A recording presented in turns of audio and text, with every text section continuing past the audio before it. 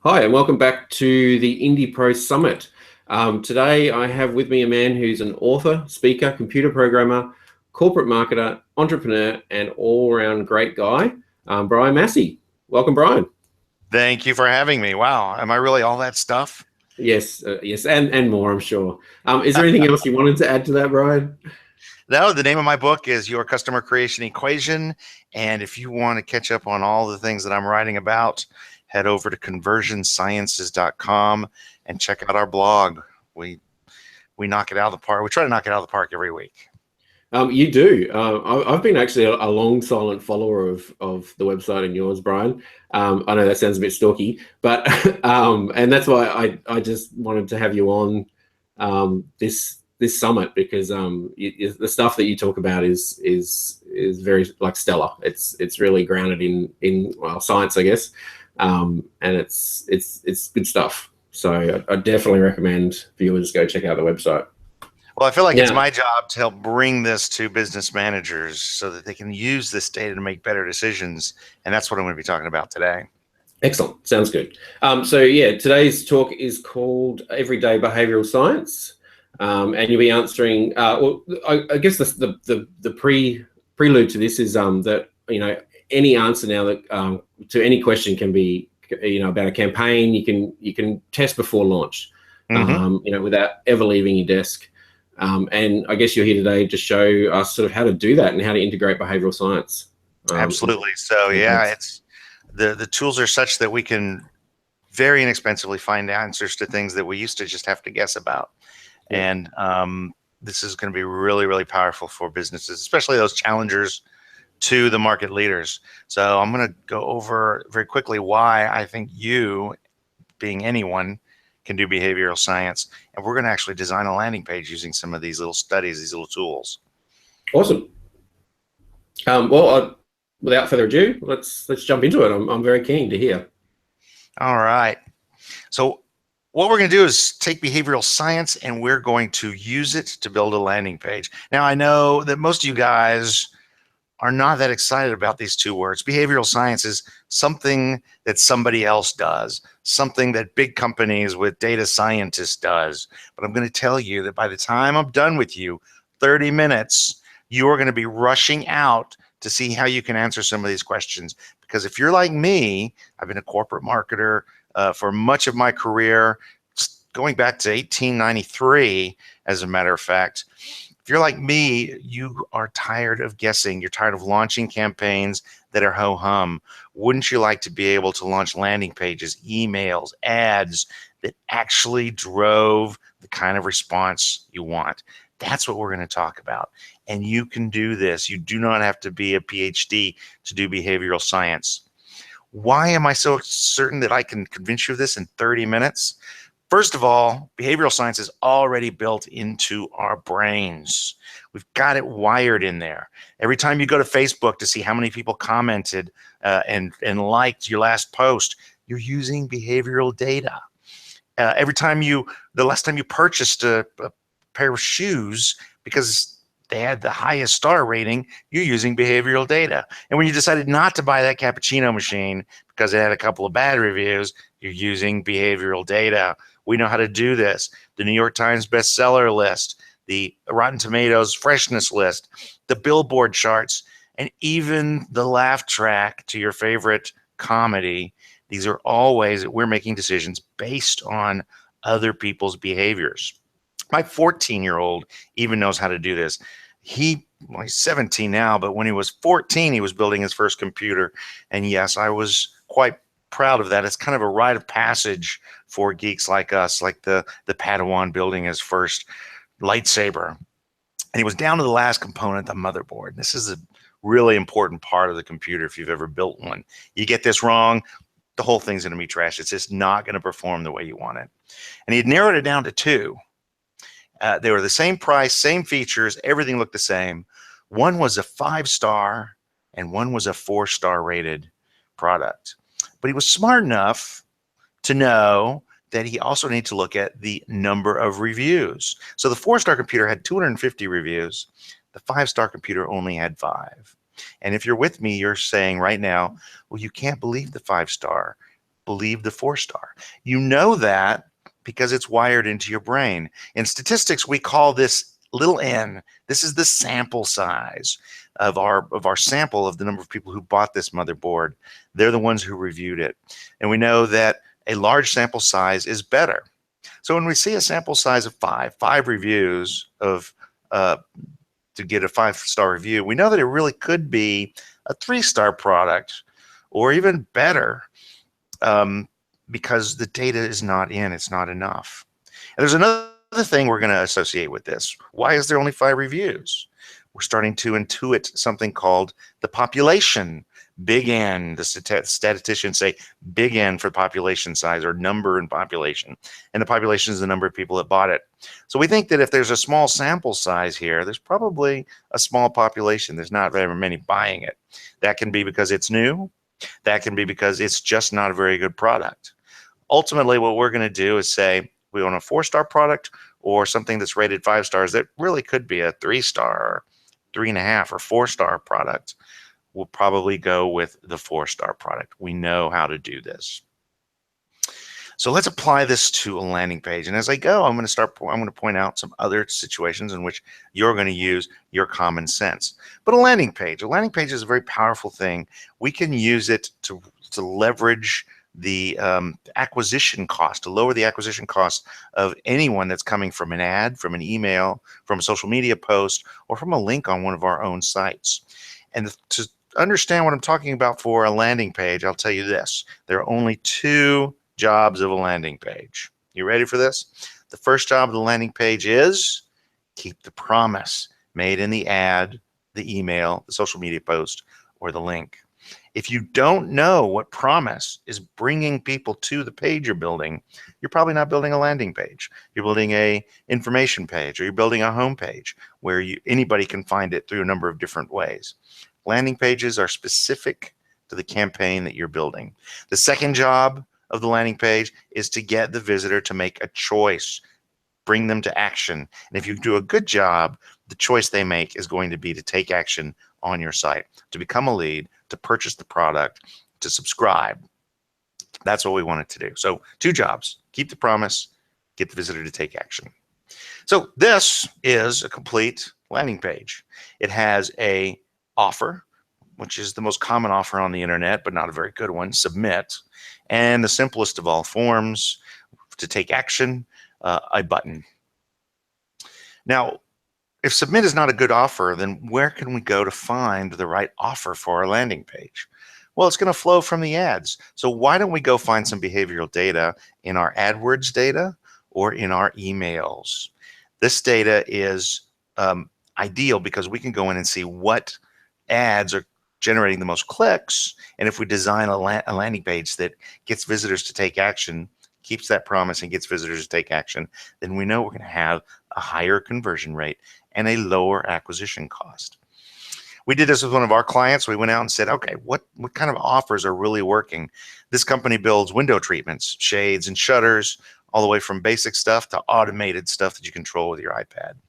We looked and we saw that the ads that promised 20% off or $100 off were the most likely to perform well.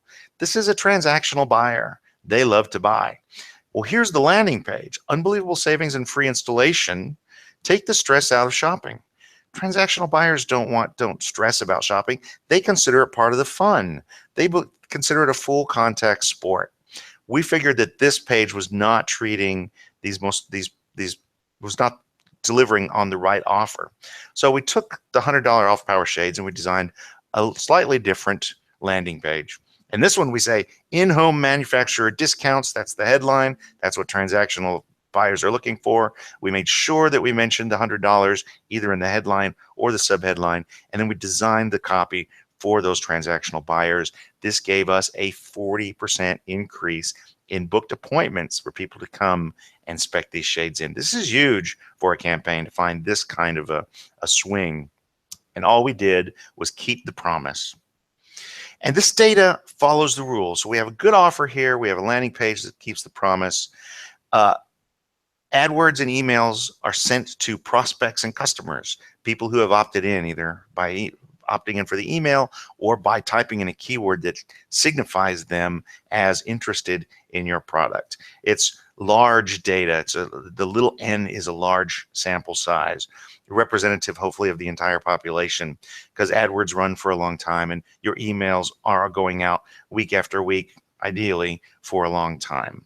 It covers a long span of time, and these are the sorts of things that we know are important when we're looking at behavioral data. So let's assume that we are the US Mint. What is the best possible offer we can give?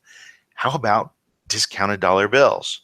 Can we sell dollar bills for 50% off? I mean, because I could go around, turn right around and make money on this. This is a fantastic offer. Why would I choose such an easy offer? Because what you're going to find is even with an amazing offer like this, we're going to have trouble converting people. We're going to have trouble converting people. And I know you guys are going through this too as well. You got a great product. It's at a great price. It beats all the competition. You put it out there in the world and people are still reluctant to solve their problems with your product or service. What's going on? That's what we're going to find out. So we really can't just tell them to click here. We have to have some sort of an action. So if we offer them $50 off dollars, we could get their email address and market to them. We could ask for their credit card number, or if we really want to knock the conversion rate out of the park, we could ask for a friend's credit card number. But if we're asking for credit card numbers, we know we've got to ask for more information. And even if we're doing lead generation, we need more information than just the email address. We want qualifying information. We'll want at least a first name. And if we're serious, we'll probably want a phone number as well to follow up with. And what we're doing is we're introducing a contaminant into our page called abandon. And when we talk about abandon here at Conversion Sciences, we give it the same symbol as the periodic table element argon, because when somebody abandons your landing page, they are gone. You only get one shot at these guys usually. So we want to eliminate abandon on the page. What can we do? Let's do a little research. We need to get a copywriter to come in and help build value around our offer and maybe manage a couple of objections. And they're going to be really interested in anything we have on the clients. They want to know who's coming, what they're like, what they're interested in. So any research we've done, users groups, focus groups, surveys, and any historical data that we have, the copywriter should be keenly interested in. We can use on-site feedback as a way of collecting data. And I'm going to show you some examples of how those work. But let's say that we do the study, we do the research, and the copywriter comes back and says, all right, I've talked to a bunch of potential clients. They know who the US Mint is. They know what the dollar is. Really, you've just got to handle some trust issues on this page. So very simple copy given to us. Make sure that they know that we're the leader, that they can trust us, that these are genuine, still in circulation, and more are going to be available soon. This is what our copywriter came back with. Now, I might need a new copywriter, but let's go with it. And of course, we always want to add a picture. We want to show the product, because no one is going to take action on your landing page until they've imagined themselves taking action. So even if you're selling a service, or even if you're selling a PDF that's going to be delivered digitally, or a video that's going to be streamed digitally, go ahead and render it on your page as if they could hold it, because then they can imagine taking action. Now, one of the things that the copywriter is going to come back with is a whole lot of ideas for copy that works. And one of the most important pieces is going to be our headline. Here are, gosh, there's what, 8 headlines here. Double your money instantly. Give us 50 cents, we'll give you $1. And I like this one. The IRS says, sorry, sells half-price dollar bills. I love that. All of these keep the promise of the ad that we're driving. Some more specifically than others, but they're going to have very different conversion rates. How do we figure out which ones we should be gambling on? Well, we're going to do a little study, and I want you guys to go out and check out a business called usabilityhub.com. I'm not associated with them. They're not giving me any sort of a kickback or anything, but I know that I can go there, and from my desk, I can ask 25 or 50 people to take a look at a couple of options and tell me which they think is going to be most ideal. So we can use this to compare headlines and images. They've got a preference test, and they also have a test called a 5-second test, in which your page, a mock-up of your page, an image of your page is shown for 5 seconds to people, and then you can ask some questions about what was on the page, so you can see how well it communicates. So this is a great way to test different images, different copy. Here's an example from our friends at OmniConvert. They had 2 headlines they were testing. One was more emotional and cute, the ecom event this year, where your heart goes boom boom and your checkout page goes ring ring, versus the most anticipated e-commerce event of this year. The most anticipated e-commerce event this year. So we can pick one of these and run with it. I kind of like the top one, or we can do a quick test and see which one is most likely to win, and that's what they did. So they did this preference test, and they found out that 84% of the people who visited, and this was for 25 people, 84% preferred the simpler one. So that would be the one that we want to go with. And what did we pay? We paid about $2.10 per user. We stayed at our desk. Usability Hub brings the people to the site. They know how to use the site. They take them through the test and do all of that for us. This is amazing that we're able to do this, because normally we have to bring a bunch of people into a room, spend a day with them, pay a consultant a lot of money to query them and find out what their preferences are. So let's assume that we like this one, get US dollars 50% off. Let's assume that this was the one that performed best in our preference tests. We've got a pretty good landing page here. There are a couple of things, though, that we want to add to the mix. We're going to add these catalysts. They don't really react, but they make the reaction go faster. They want the landing page convert higher. Trust and proof. So a number of ways we can add trust. The most obvious is to add your logo to the page. In most cases, you're going to want to add your logo to the landing page because it shows that you approve the message. If you're asking for credit cards, please put the logos of these banks that people recognize on the page. Yes, it's informational, but it's also borrowing trust. It's kind of interesting where we get trust from, big banks and the government. Gonna have to look more closely at this. And you can borrow trust from customers, from associations that you're a member of, from any organizations that have given you awards, from consumer organizations like the Better Business Bureau that has approved you and given you an A+ rating. These all become opportunities for you to borrow trust from other organizations and make the visitor feel more comfortable and confident taking action on your site. And adding specific proof. How long have you been in business? How many puppies have you saved? How many people have you served? What awards have you won? What ratings and reviews do you have? Testimonials for people who've used your product. Anything that will build trust through proving the points that you're making in the copy. Ideally, your copywriter is already going to have done this, but I know a lot of us write our own copy, so make sure you put specific proof points in the mix.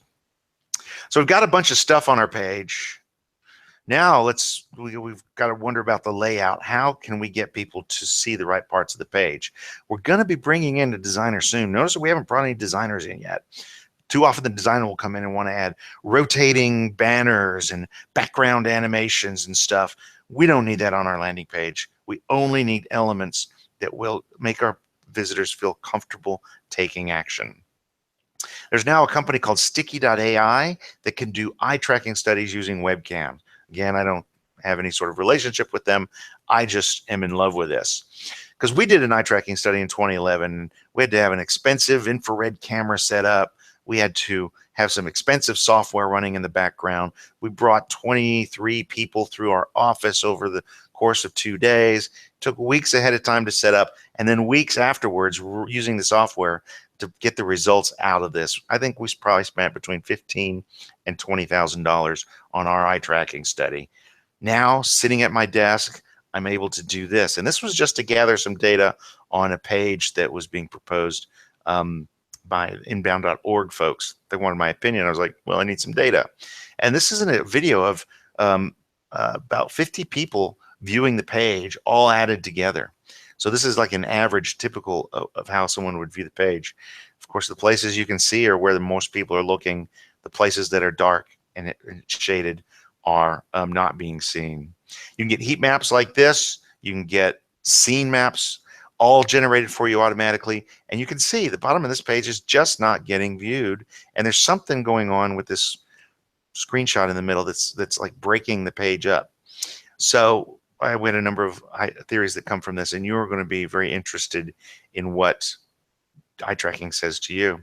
Now, I think if we gave eye tracking data to a designer, they would say, oh, based on this, I think what we need to do is screen back some of the logos we've got on this page so they don't conflict with this very important button, call to action button. Remember, job number 2, get them to take action. We want them to be very clear that we want them to do something. We can make that button bigger, and we can add text to it that really drives the value proposition home. If I click on this button, I'm going to get my discount dollar bills. That's a more effective call to action. And arrows, adding arrows to the page, pointing to the important parts is just for some reason crazy effective. Our brains love to be pointed to things. So our designer might go away and come back and design something like this. It's got all of the elements. It's got our headline and subheadline. It's got all of our proof points. It's got our supporting copy. It's got our logos. Everything is here. And they just added some treatment, some colors that would make it look more professionally designed. Yay, hooray, we've got a landing page that we can go out, and instead of launch and pray, we get to launch and know. So if you guys are interested, by the way, in what makes a landing page work in a little more detail, I've got the ROI landing page checklist. And this is designed for you to fill out, print it, fill it out, or go into Acrobat and fill it out, and hand this to your designer. And this should get you a page that is likely to convert very quickly out of the gate, because now we are launching and knowing. Now, the best data actually comes from after you launch, because you are putting this out in the world and you're driving real traffic. So we're getting visitors and prospects to our page, and they're voting with their wallets on whether or not your landing page is effective.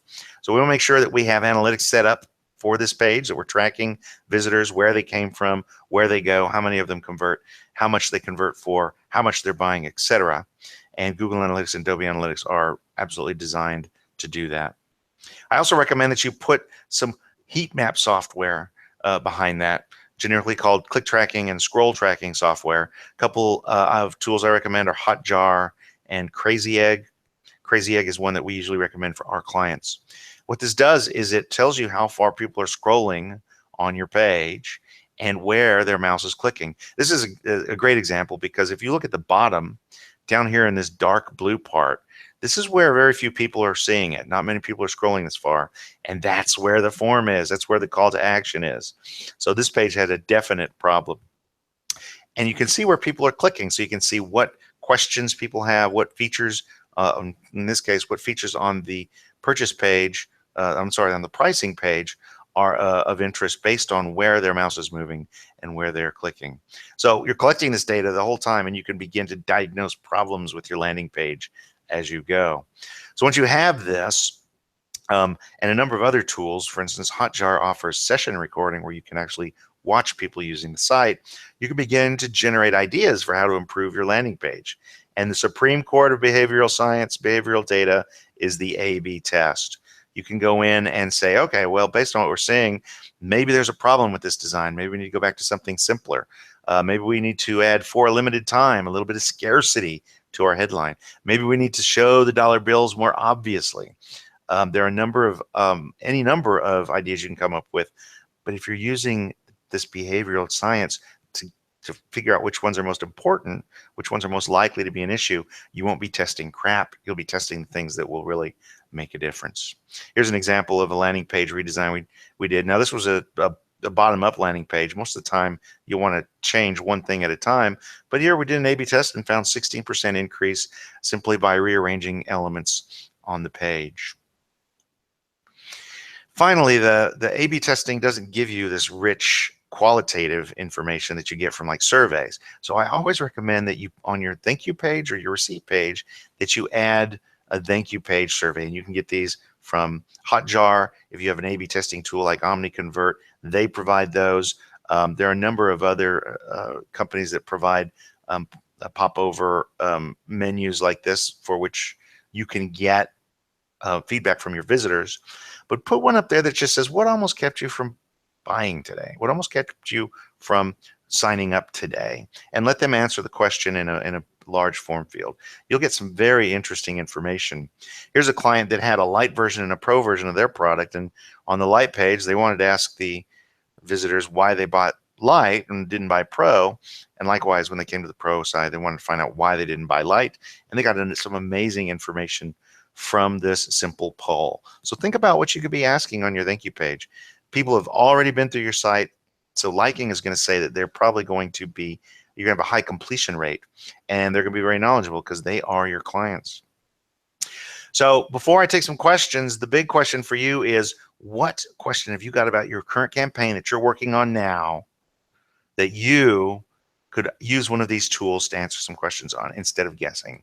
You don't have to use all 9 of these survey examples for every landing page you do, but there can be some burning questions and some important questions like those headlines. Those are really important. What could you do to answer some of these questions?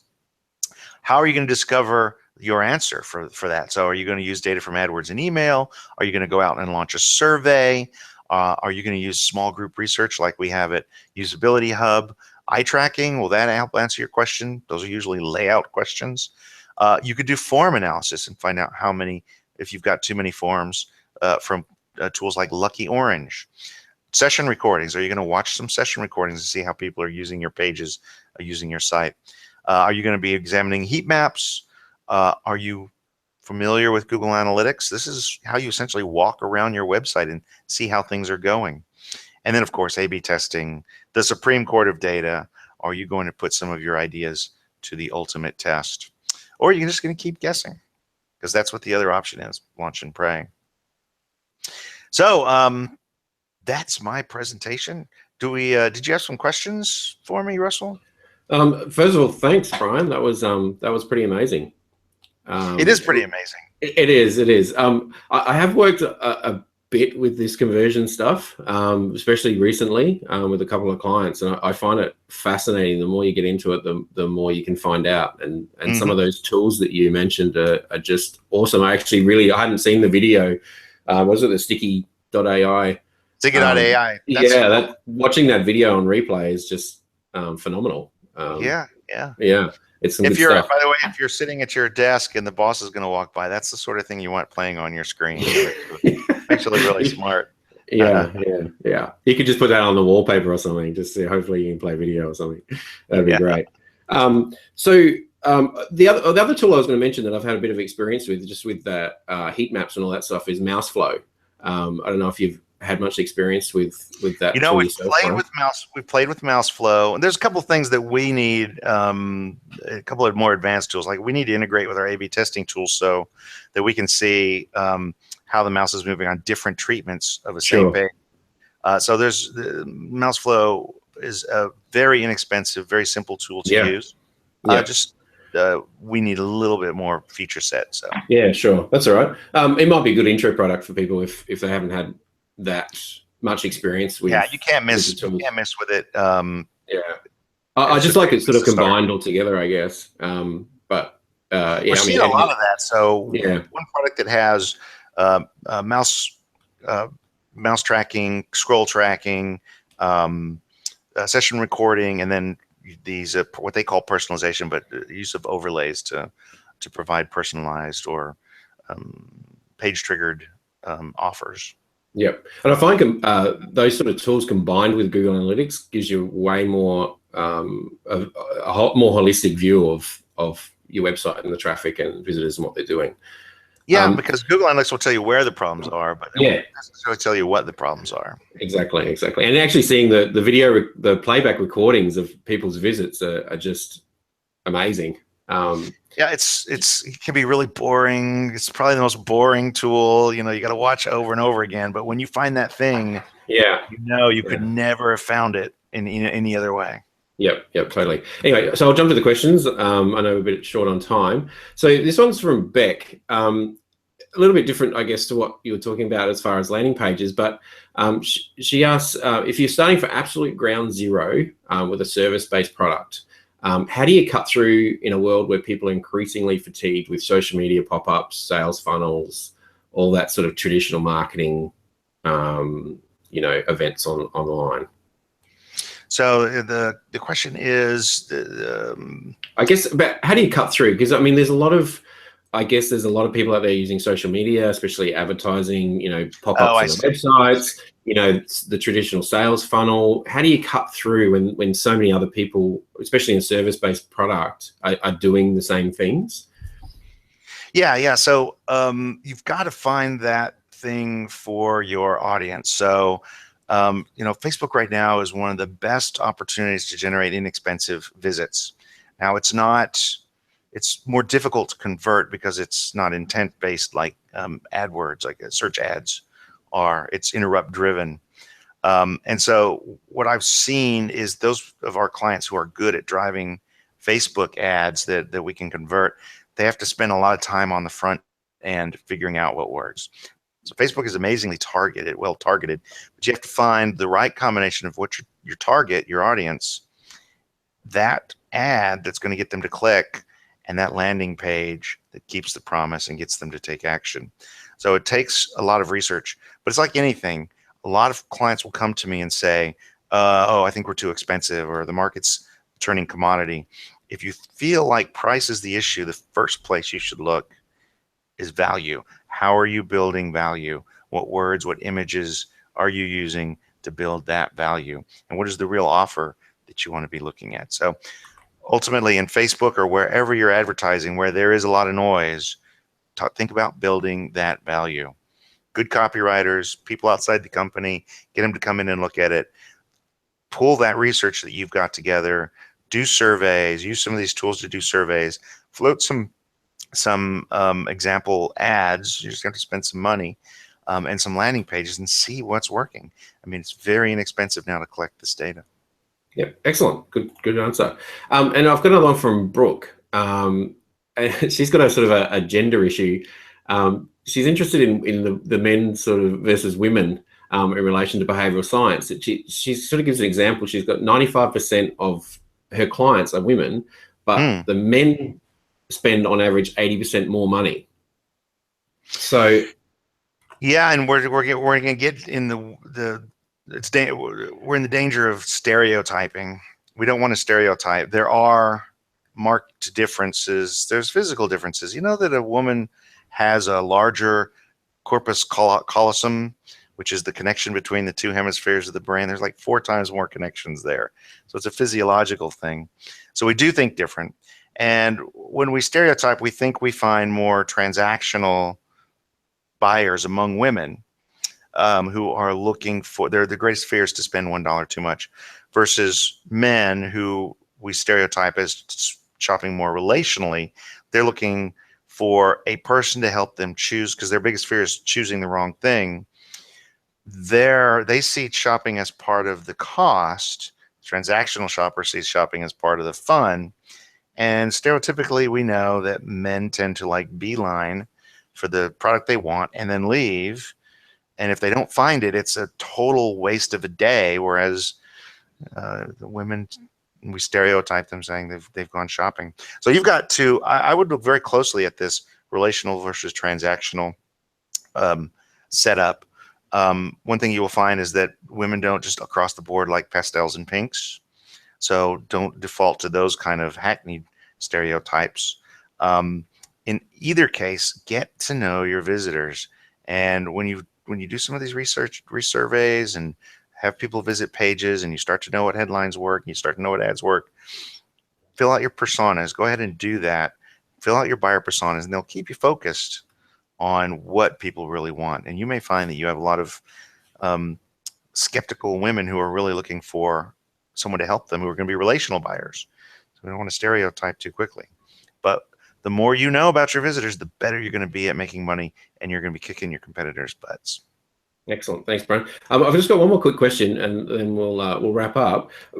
This one's from me, actually. It's pretty topical at the moment. Talking about AI, and I guess automation sort of comes into that. How do you see probably in the next few years? How do you see that sort of drive? Because it seems to be trending at the moment, affecting optimization. and conversions. So it's going to follow the same path as all of this behavioral science. So the things that we're able to do, the things that I showed you today, like the eye tracking, that's been available to big companies and big agencies for a long time. So every Super Bowl ad has had some sort of a treatment like that, where they're watching not only where the eyes are moving, but the brain science and stuff that's going on, the attention levels. They have people sitting in rooms with their basically tied to a lie detector, so they can see how their heart, respiration, and alpha waves are changing. So now we can start to use some of these tools, and there actually is Stickit.ai is bringing some of these emotional tools down to the everyday user as well. So I'm sorry, I've lost my track. The original question was how does AI? Yes. Yeah, AI, yes. So AI is now being worked for big data. It's a big company thing, but already there are companies like Sentient Ascend and Conductrix that are using neural networks to help us, in the case of Sentient AI, figure out what combination of things across the pages are going to work. So it's like a multivariate test. It's a multivariate test, but it's guided with AI, so it doesn't take as much traffic. Conductrix can help you identify different segments of visitors and do an A/B test to find out what content is going to make that particular segment of visitors convert more. So I think that we're going to be using these tools a lot within the next 18 months. We already have clients on these tools. You're going to be able to use these tools, I think, within 24 months, and it's going to make so much easier. I think within 4 or 5 years, we'll look back and maybe chuckle that we did all this A/B testing. A/B testing will always have it's such a great way of answering questions. It'll always have a place, but I'm bullish on AI, and I think that this is going to solve so many problems on real data that, we just can't sort through with our amazing brains. Excellent. Thank you so much, Brian. We'll wrap it up there. Stay tuned for the rest of the day, because we've got some amazing, more speakers coming to you on the IndiePro Summit. But I do want to thank Brian so much for his insights today. He's only given us a taste of what he's capable of, but we'll definitely link to all the websites and tools we mentioned down in the show notes. So check them out, including your landing page ROI checklist, Brian. That sounds excellent. So thank you very much. And I'm sure we'll see you about the web. Yes. Bye, everybody.